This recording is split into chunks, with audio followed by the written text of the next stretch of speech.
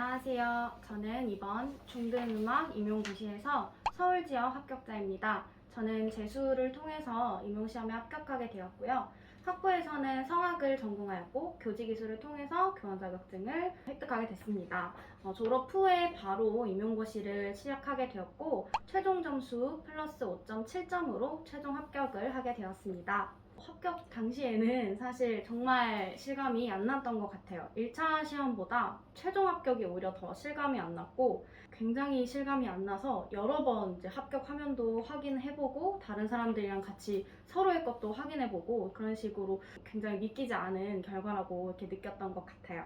제가 공부한 방법이 항상 정답도 아니고 사람마다 공부하는 방법이 굉장히 다양하기 때문에 제가 말씀드리는 내용들을 무작정 믿고 따라하시기보다는 제가 말씀드리는 다양한 제 공부 경험들이 선생님들에게 조금이라도 어떤 공부에 있어서 영감을 줄 수 있다면 좋을 것 같습니다. 특히 저처럼 성악을 전공하시고 사범대가 아닌 곳에서 교직이수를 통해 임용고시를 준비하시는 선생님들에게는 굉장히 도움이 그래도 될 수 있을 거라고 생각합니다.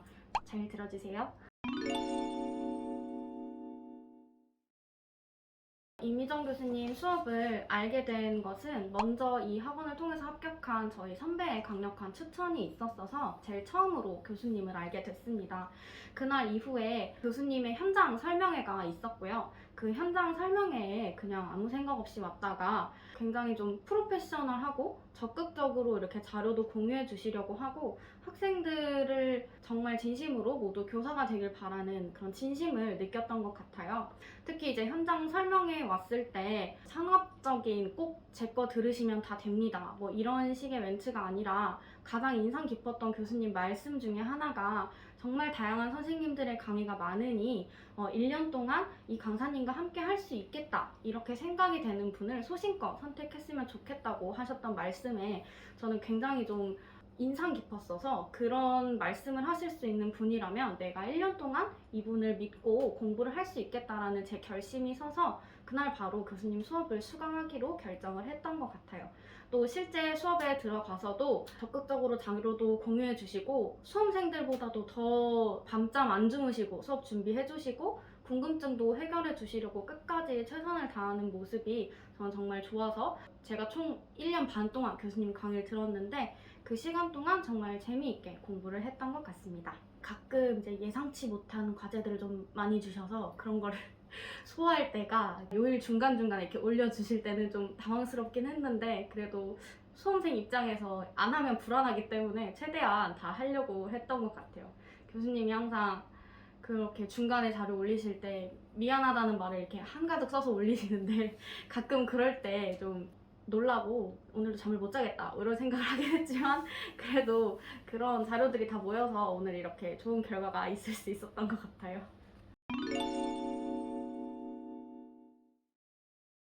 제가 총 2년 동안 임용시험을 준비했는데요. 제 공부했던 내용들을 다시 살펴보니까 월별로 했다기보다 영역별로 설명을 드리는 게 선생님들한테 훨씬 도움이 될 것 같아서 3가지 정도로 추려봤는데요. 가장 첫 번째로는 기출 분석입니다. 기출 분석 굉장히 거창하게 한 거는 아니에요. 다만 기출 분석을 한다면 공부의 그 깊이와 넓이를 가늠하는 데 도움이 됐던 것 같습니다. 저는 특히 영역별로 한번 기출 분석을 하고 연도별로도 한번 분석을 해서 총 2번에 걸친 기출 분석을 했는데요. 영역별 분석은 서양 음악사, 교육론, 국악사, 국악이론 이런 식으로 시험에 나온 내용들의 영역별로 한번 분석을 통해서 어떤 영역이 많이 나오는지 또 어떤 영역이 얼마만큼의 깊이로 나오는지 등에 대해서 차츰차츰 하다 보니까 그냥 기출 분석 중요하다 말은 많이 하는데 정말 무턱대고 해보다 보니까 이런 영역에서 좀 더 많이 나오는구나, 이런 영역에서는 어느 정도 깊이까지 문제가 나오는구나를 파악할 수 있었던 것 같아요. 연도별 분석을 통해서는 어떤 해에 어떤 문제가 많이 나왔고 국악, 교육론, 서양 이런 것들을 총 집합해 봤을 때 어떤 영역이 가장 점수 배점이 높았고 이런 식으로 분석을 통해서 임용고시에서는 국악 문제가 한 문제가 조금 더 나오는구나, 국악 역시 굉장히 중요하고 서양과 국악을 골고루 공부를 해야 하는구나 식의 시험 경향과 동향을 파악할 수 있었던 것 같아요. 그리고 결과적으로는 제가 가장 약한 부분이 어떤 부분인지를 기출 분석을 통해서 알 수 있었습니다. 두 번째로 제가 했던 공부는 교과서 분석입니다. 교과서 분석을 했던 이유는 제가 교육과정 문제를 푸는데 굉장히 어려움을 느꼈기 때문인데요. 교과서는 교육과정을 바탕으로 만든 것이기 때문에 교육과정을 직접 적용해보고 해석하는 데 도움을 줬던 것 같습니다. 특히 이것도 저는 출판사별로 한번 읽고 또 주제별로 한번 읽으면서 출판사별 교과서만의 특징을 알아본다거나 혹은 주제별로 교과서를 보면서 판소리라는 주제에 대해서는 소리, 안일이, 발림 등을 꼭 가르치게 되어 있구나. 이런 식으로 이미정 교수님과 함께 수업했던 내용을 실제 교과서 속에서 활용해 보면서 결국에는 교육과정을 적용하는 문제에서 겁 없이 문제를 해결할 수 있었던 것 같아요. 교육과정과 관련된 부분이 제가 굉장히 약하다고 느꼈었는데 교과서를 보고 나니까 그런 부분이 어느 정도 많이 해소가 되었던 것 같습니다. 올해 시험에서도 학습 목표를 직접 적는 그런 문제들이 나왔는데 그런 문제를 풀 때도 교과서를 충분히 읽었었기 때문에 어렵지 않게 그런 문제들의 답을 할 수 있었던 것 같습니다. 마지막으로 제가 안내해 드릴 공부는 개론서 읽기입니다. 사실 개론서 읽기가 정말 쉽지 않은 것 같아요. 개인마다 선택하는 개론서도 너무 다르고 얼마나 읽을 수 있는지도 너무 다르기 때문에 저는 제가 못하는 부분부터 읽기로 결정을 했습니다. 특히 저는 음악교육론, 서양음악사, 국어 악점 부분이 굉장히 약했기 때문에 그 부분의 개론서만이라도 다 읽고 가자라는 계획을 세웠습니다. 재수였지만 그래도 개론서 읽기는 정말 어려웠고 어떤 부분이 중요하고 어떤 부분이 중요하지 않은지를 판단을 할 수 있는 눈이 좀 부족하다고 생각했기 때문에 결국은 내 약점부터 읽자라는 생각으로 개론서를 접근을 했던 것 같아요. 더 선생님들께서도 만약 개론서 읽는 것이 많이 부담스러우시다면 내가 정말 약점이라고 생각하는 부분 혹은 내가 꼭 읽어야겠다라고 생각하는 부분을 먼저 읽으시면 개론서를 좀 더 효과적으로 단기간에 읽으실 수 있을 것 같습니다. 개론서를 읽고 나니까 실제로도 나 개론서 읽었다 라는 자신감이 생기기도 했고 실제 시험에서도 개론서에 있는 그림이나 도표나 문장들이 자주 나오기 때문에 훨씬 시험에서도 자신감을 가지고 문제를 풀 수 있었던 것 같습니다. 실기는 음악 임용생들한테는 가장 중요한 부분 중에 하나인 것 같아요. 사실 저는 실기가 좀 자신이 있었는데 막상 제가 1차가 합격하고 나니까 너무 자신이 없고 지난 2년 동안 해왔던 실기 준비는 정말 좀 약간 헛된 시간이었나? 라는 생각이 들 정도로 실기를 준비하는데 그 1월 합격자 발표 후 1월 말에 시험 볼 때까지 굉장히 정말 잠도 못 자고 준비를 했던 것 같습니다. 영역별로 서울 기준으로 설명을 좀 드리면 초수 때는 그냥 학원 커리큘럼대로 이렇게 따라갔던 것 같고요. 재수 때에는 아무래도 서울은 가장 부담스러운 부분이 피아노 응용 반주이기 때문에 피아노는 조금 더 학원을 통해서 수업을 들으면서 도움을 받으려고 했고 민요 같은 경우는 스스로 좀 녹음본이나 선생님들께서 녹음 파일을 굉장히 잘 공유를 해주셨어서 그런 것들 정말 시종일관 듣고 다니면서 무조건 외우려고 노력을 했던 것 같아요. 먼저 피아노 같은 경우는 응용 반주이기 때문에 코드를 구조화시키는 것이 중요합니다. 어떤 곡을 봤을 때 내가 이 곡을 연주할 수 있을 만큼의 사인을 만들고 나만의 시그널을 만들어서 어떤 곡이 나와도 당당하게 좀 응용 반주할 수 있도록 자신만의 시그널을 만들어 놓으시는 것이 굉장히 도움이 많이 됐던 것 같고요. 이 과정에서 저는 이제 학원에 계신 선생님들, 리지 선생님한테 수강을 했었는데 선생님이 정말 도움을 끝까지 주셨어서 구조화에 굉장히 큰 도움을 받았었어요.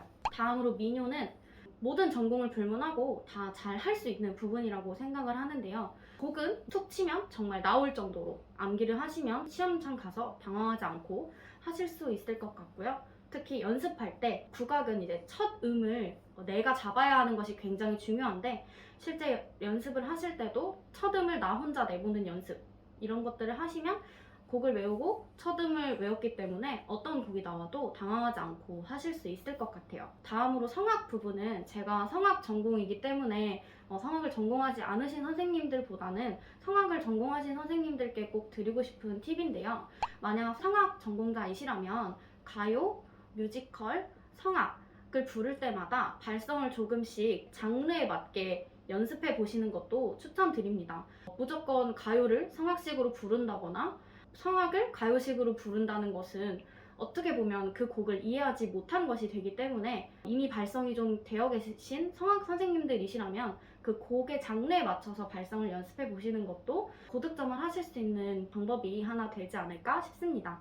마지막으로 시창청음인데요. 시창청음 역시 정말 서울 실기를 준비하는 선생님들한테는 정말 많은 큰 벽이라고 생각하는데, 저는 학원에서 강의를 계속 수강하면서 기출 분석을 바탕으로 정말 기계적으로 하루에 몇 개씩, 심지어 시청음 시간 보는 그 시간표에 맞춰서 기계적으로 정말 연습을 했던 것 같아요. 시창청음은 하루아침에 또 되는 게 아니기 때문에 꾸준하게 정해진 시간 내 정해진 개수만큼 열심히 연습하시는 것이 도움이 될 것 같습니다. 2차 시험 준비 중에 수업 실현 준비는 음악 교과 선생님들과 함께한 스터디, 그리고 제가 가장 도움을 많이 받았던 거는 다른 교과 선생님들과 함께 했던 스터디와 마지막으로 제 스스로 마이크로 티칭을 했던 것입니다. 아무래도 음악 교과 선생님들과 하시는 건 모든 선생님들이 하실 것 같은데요. 그래서 저는 다른 교과 선생님들과 했던 수업 실현, 그리고 제 스스로 했던 수업 실현 연습에 대해서 말씀을 드리려고 해요. 저는 사회 그리고 가정 선생님과 함께 수업 실현 스터디를 잠깐 했었는데요. 이 다른 교과 선생님들이랑 수업 실현을 하면서 실제 내가 시험에 들어간다면 그 격에 계신 평가관님들이 무엇을 중점으로 보겠다라는 것을 감을 잡을 수가 있었어요. 평가를 해주시는 분들이 모두 다 음악을 관련하신 선생님들은 아니시라고 저는 들어서 다른 교과 선생님들이랑 수업 실현을 해보니까 이렇게 뭔가 음악적으로 학생들과 잘 상호작용하고 좀 수업이 활발하고 이런 수업의 전체적인 흐름과 교사의 열정 같은 것을 보겠구나. 좀 내용적인 측면보다는 훨씬 교사와 학생이 상호작용이 드러날 수 있는 수업 실현을 하는 것이 좋은 결과를 낳을 수 있겠다라는 판단이 들어서 그렇게 준비를 했고, 수업 실현에서도 제 스스로는 만족할 만한 점수를 얻을 수 있었던 것 같아요. 그리고 마지막으로는 제 영상을 제가 스스로 보는 것이었습니다. 제 영상을 제가 스스로 보고 느꼈던 거는 내가 내 수업을 봐도 재미가 없는데 남이 보면 얼마나 재미없을까라는 것을 깨닫게 되었고, 그 이후부터는 조금 더 수업 실현의 방향을 학생들과 상호작용하는 측면, 그리고 교사가 조금 더 음악적으로 노래도 많이 불러주고 연주도 많이 해주는 그런 식의 수업 실현을 만들어갈 수 있었던 것 같습니다.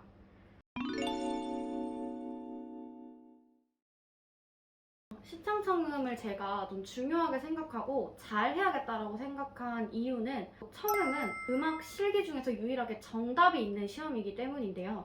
실기는 보통 범주 범창도 주관이 개입될 수 있고, 시창 같은 것도 어떻게 보면은 뭐 주관이 개입될 수 있고, 민요도 주관이 개입될 수 있지만 청음은 5선지 8마디 안에 들리는 음을 정확하게 적어서 정답을 채점받는 거기 때문에 유일하게 5점이라는 점수를 만점을 받아서 가져갈 수도 있는 그런 정답이 있는 시험이기 때문에 저는 청음에서 무조건 잘해야 된다라고 생각을 했어요. 그래서 청음에 가장 시간을 많이 투자하기도 했고 꾸준하게 공부도 했던 것 같아요.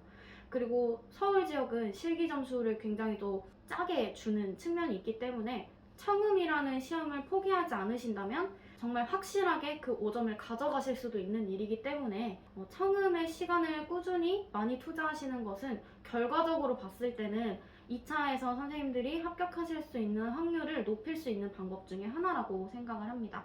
그래서 청음 정말 포기하시는 분들도 많이 봤는데 절대 포기하지 마시고 악착같이 받아갈 수 있는 점수는 꼭 받아가실 수 있었으면 좋을 것 같아요.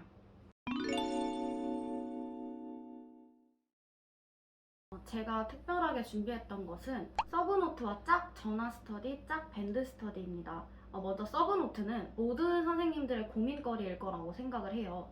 근데 저는 서브노트를 잘 만들 자신도 없고 또 시간도 없다고 생각을 했어요. 서브노트를 예쁘게 잘 만드는 그 시간을 투자하느니 뭐 개론서를 한 장 더 보자 라는 생각을 하게 되어서 서브노트를 꼭 만들어야겠다라는 고정관념은 없었어요. 다만 제가 정말 약점이라고 생각하는 것, 그런 부분은 꼭 서브노트를 만들어야겠다라고 생각을 했습니다. 다양한 선배들한테 받을 서브노트 자료나 그리고 개론서를 보면서 제가 잘 몰랐던 자료들은 추려서 그것만이라도 서브노트를 만들려고 했어요.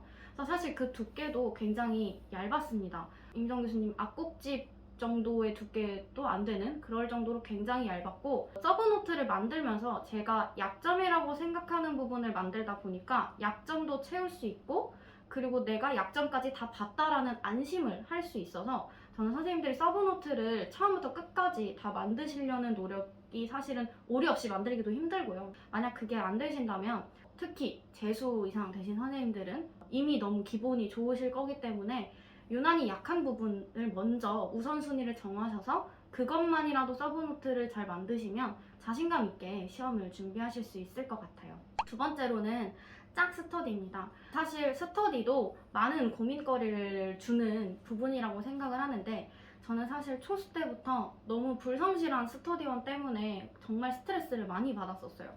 그래서 재수할 때는 스터디를 하지 말까라는 생각까지도 했었는데, 그러기에도 너무 불안하다 보니까 짝 스터디를 했습니다. 짝 스터디를 하면 정말 나와 너만 있기 때문에 서로의 책임감을 높여줄 수 있어서 하반기부터 저는 짝 스터디를 했었는데요. 하반기부터 시험 끝날 때까지, 1차 시험 끝날 때까지 정말 하루도 빠지지 않고 약속한 시간 서로가 서로에게 책임을 이렇게 높여주면서 스터디를 할 수 있었던 것 같아요. 특히 코로나 때문에 선생님들이 한 공간에 모이시는 것이 정말 쉽지 않기 때문에 짝이랑 전화로 스터디를 한다거나 밴드로 스터디를 한다거나를 통해서 서로 밀리지도 않고 책임감 있게 스터디를 끝낼 수 있었던 것 같습니다. 특히 저는 개론서 문제 내기 스터디, 문풀반에서 했던 내용을 복습하는 스터디, 그리고 교과서 문제 내기 스터디, 이런 스터디를 통해서 좀 더 제가 공부하고자 하는 부분을 내실 있게 공부할 수 있었던 것 같아요. 순공 시간은 앉아있는 시간보다는 그 공부의 밀도가 중요하다고 생각을 했어요. 특히 재수였기 때문에 처음부터 달리면 안 된다, 번아웃이 오면 안 된다 라는 생각이 강했기 때문에 초반에 상반기 때는 6시간만이라도 책상에 앉아있는 것을 목표로 삼았고, 이제 7월부터는 직강을 나오기 시작했기 때문에 하루에 3시간씩 3번 9시간은 무조건 앉아있는 그런 습관을 들이려고 노력을 했습니다.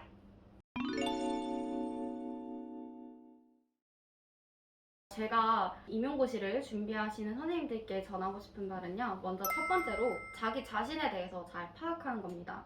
저는 특히 초수하고 재수를 거쳤기 때문에 무엇이 내가 부족했을까라는 생각을 많이 해봤을 때, 결국은 공부한 내용을 기계적으로만 외우고 제 거를 절대 만들지 못해서 시험장에 가서는 제대로 펼치지 못했구나 라는 생각이 강했고요. 약한 부분을 내가 뭔지 알면서도 그 약한 부분을 채우지 않고 시험장에 갔다라는 생각이 들었어요.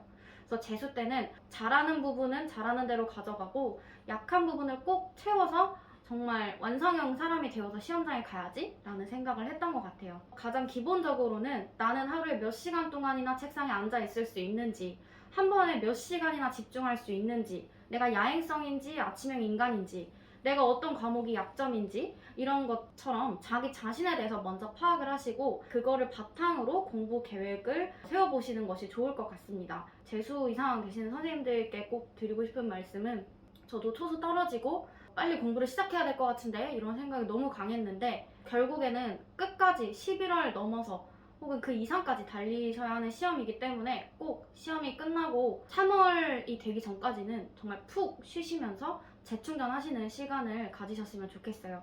저는 실제로 정말 1, 2월 원 없이 놀고 3월 1일부터 공부를 시작했었는데, 그게 또 이제 1, 2월 놀았으니까 이젠 해야 된다 라는 마음을 가질 수 있게 해줬던 것 같아요. 두 번째로는 체력 관리입니다. 공부는 정말 건강해야 끝까지 완주할 수 있는 것 같아요. 초수 때 저는 정말 몸 생각 안 하고 그 초수의 패기로 확 달리기만 하다가 그러한 후유증들이 재수하면서 상반기에 많이 왔던 것 같아요. 기본적으로는 안구 건조증 때문에 정말 눈을 뜨기가 힘들어서 안과도 계속 다니고, 위경련도 있었고, 중간에 이제 악성은 아니었지만 종양이 발견되기도 해서 수술을 하기도 했었고, 그런 식으로 정말 상반기에는 건강과의 싸움이었던 것 같아요. 그래서 선생님들 무조건 영양제 잘 챙겨 드시고 하루에 30분이라도 꼭 산책하시고 또 건강한 음식으로 균형 잡힌 식사를 하시는 것이 정말 이 시험을 끝까지 완주하시는데 큰 도움이 될 거라고 생각합니다. 꼭 건강하게 이 시험을 마무리하시고 학생들을 만나시면 좋을 것 같아요.